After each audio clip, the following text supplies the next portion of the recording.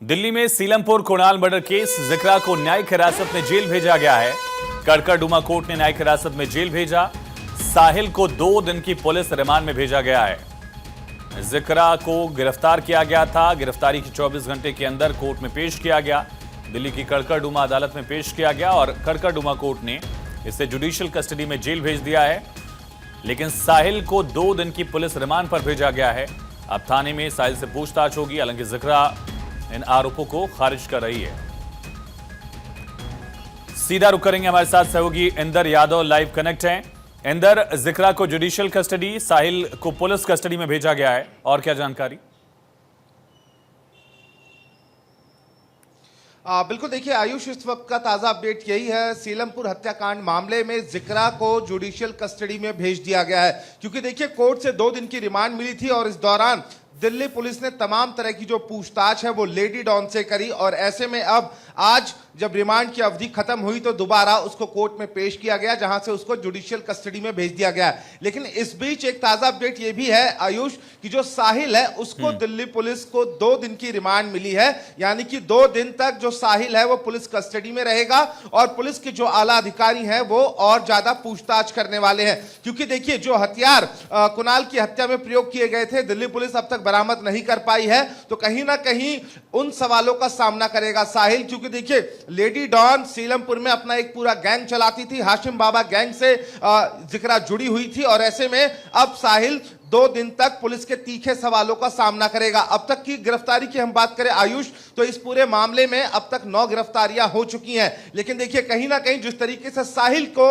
2 दिन की रिमांड पर कोर्ट की तरफ से भेजा गया है, तो मुझे लगता है कि आयुष इस पूरे मामले में कुछ और अहम गिरफ्तारियां हो सकती हैं। अभी दिल्ली पुलिस जिस तरीके से 2 दिन से जिक्रा से पूछताछ कर रही थी, अब साहिल से पूछताछ करेगी। इनके गैंग में कौन और लोग शामिल हैं, कहां कहां तक इनका नेटवर्क फैला हुआ है। और मुझे ऐसा लगता है साहिल कि आने वाले दिनों में इस पूरे मामले पर इस गैंग से जुड़े हुए कुछ और लोग भी सलाखों के पीछे नजर आएंगे। आयुष, जिक्रा से पूछताछ में क्या जानकारी मिली और क्या वापस से उसको पुलिस कस्टडी की मांग की गई थी पुलिस की तरफ से?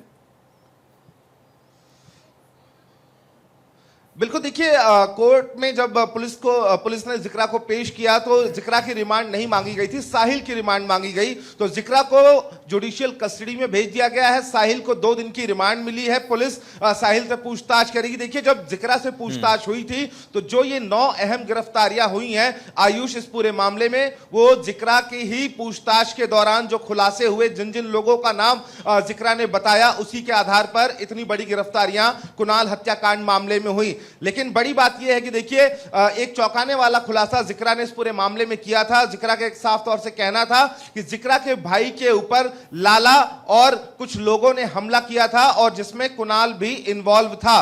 तो जिक्रा ने यह खुलासा किया, उसी का बदला लेने के लिए इन लोगों ने कुणाल की हत्या की साजिश रची। और जब देर शाम वो अपने घर से दूध का पैकेट लेने के लिए चौक पर निकला तो उसी दौरान इन लोगों ने उसकी हत्या वहां पर चाकू से गोदकर कर दी थी। अब साहिल से क्या कुछ अहम पूछताछ होने वाली है और क्या कुछ खुलासा होता है, यह देखना आयुष जरूर दिलचस्प होगा। क्योंकि इनके गैंग में काफी और लोग भी शामिल हैं। हाशिम बाबा गैंग की अगर हम बात करें तो हाशिम एक बड़ा गैंगस्टर है और बड़े पैमाने पर अवैध कारोबार करता है। उसकी पत्नी जो जोया है, जो जिक्रा है, जोया की बाउंसर के रूप में भी काम कर चुकी है। तो अब साहिल से कई और खुलासे की उम्मीद जताई जा रही है। देखना दिलचस्प यही होगा आयुष कि जब 2 दिन की रिमांड खत्म होगी तो क्या कुछ निकलकर पूछताछ में साहिल से सामने आता है, यह देखना जरूर दिलचस्प होने वाला है। किसी भी केस में हथियार का बरामद होना बहुत अहम कड़ी होता है। ये क्या प्रायोरिटी होगी पुलिस के इस केस में इंदर?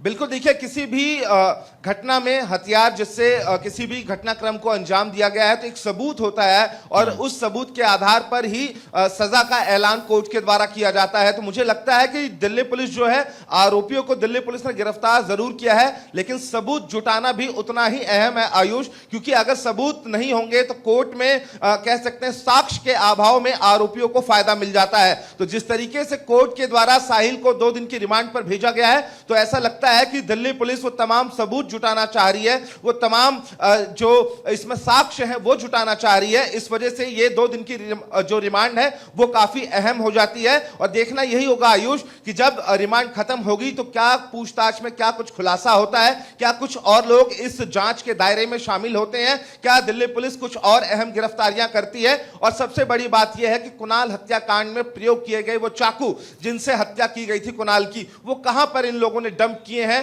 और निशानदेही पर लगातार जो पुलिस की टीमें हैं वो जांच कर रही हैं, लेकिन साहिल की 2 दिन की जो रिमांड है वो दिल्ली पुलिस के लिए भी काफी अहम है साक्ष्य और सबूत जुटाने के लिए। आयुष, इंदर, बाकी कितने आरोपी हैं जिनकी तलाश की जा रही है?